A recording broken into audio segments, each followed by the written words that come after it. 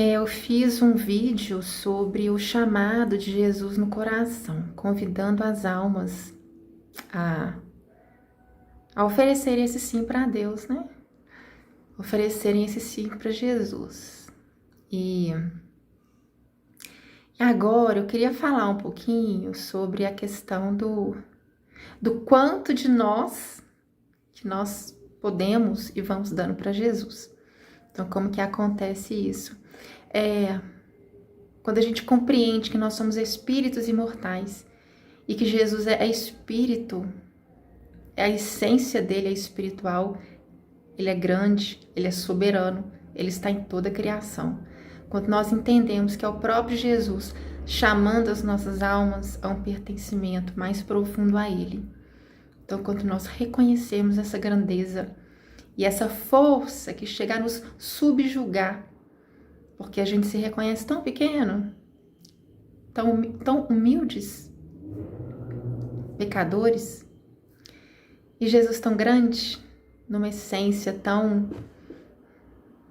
magnânima, e é isso. Então a gente vai refinando a forma de percebermos quando que Jesus está conectado com a gente, né? Então a gente começa a nos esvaziar as nossas vontades para deixar que Jesus mova a nossa vontade.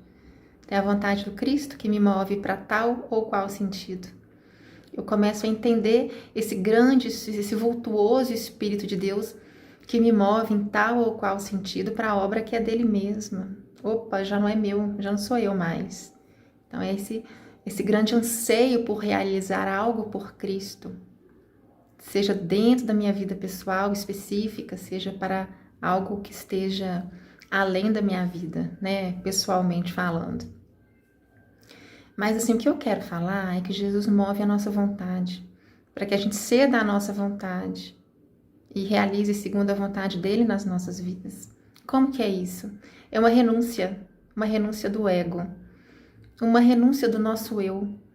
A gente reconhece que o que a gente tem é pequeno, é curto, é estreito, é limitado, enquanto que aquilo que Jesus tem para nós é muito puro, é muito rico, é muito bom. Tudo que Jesus trouxer nas nossas vidas vai ser de uma pureza, de uma grandeza, de uma envergadura espiritual. Ele é tão puro.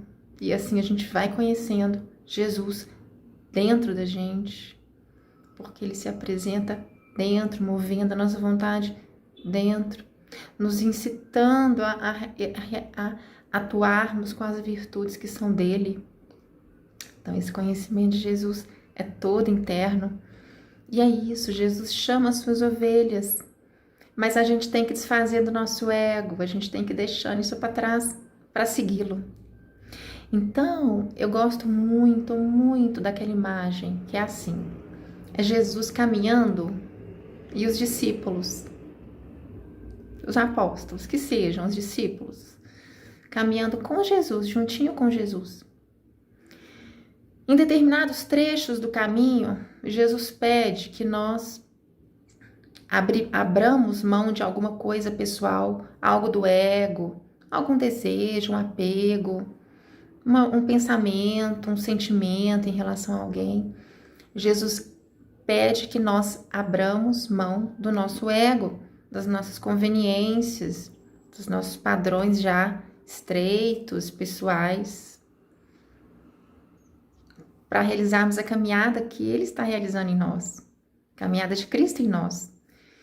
Então, quando isso acontece, ou nós conseguimos matar o nosso ego, esvaziar de nós mesmos e cumprirmos com a vontade do Senhor e dar os passos que Ele deseja que nós demos, ou a gente não dá conta. Ou a gente fala, eu não vou dar conta de fazer isso, é difícil demais para mim. Aí eu já não dou conta.